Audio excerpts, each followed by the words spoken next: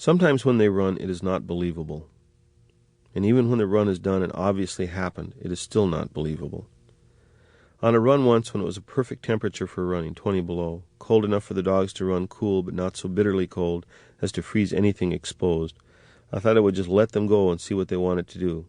I wouldn't say a word, wouldn't do anything but stand on the back of the sled, unless a booty or a quick snack was needed. I'd let them run at an easy lope. I thought I would let them go until they wanted to stop, and then only run that way from then on, and they ran to some primitive instinct, coursed and ran for 17 hours without a let-up. 175 miles. And they didn't pant, they weren't tired, could have done it again. I nearly froze, just a piece of meat on the back of the sled, but they ran and ran into a kind of glory, and even now I can't quite believe it. The second incident with fire was much the same. Something from another world, another time. It happened, but is not quite believable. We had run long in a day, 150 miles, with an adult team in good shape. The terrain had been rough, with many moguls, mounds of snow, that made the sled bounce on the trail. I had taken a beating all day, and I was whipped. I made beds and fed the dogs and built up a large fire. It had been a classic run, but I was ready for sleep. It was nearly 30 below when I crawled into the sleeping bag. I was just going to sleep, with my eyes heavy and the warmth from the fire in my face, when the dogs started an incredible uproar. I opened my eyes, and there was a deer standing right across the fire from me. A doe, fairly large, more than a year old, standing rigid, staring at me straight on in the face across the fire. She was absolutely petrified with terror.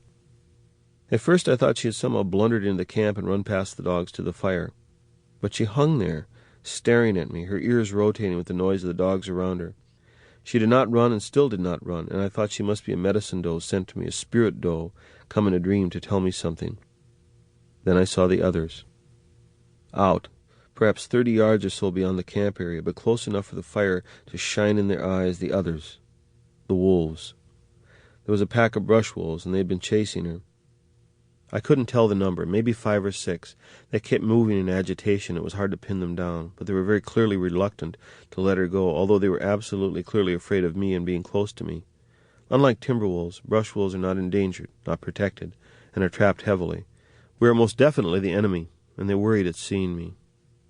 And when I saw them, I looked back at the doe and could see that she was blown. Her mouth hung open and spit smeared down both sides with some blood in it. They must have been close to getting her when she ran to the camp. And the fire.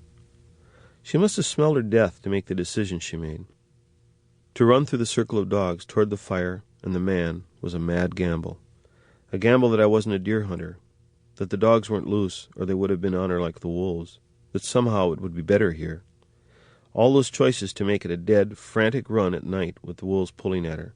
This time it had worked.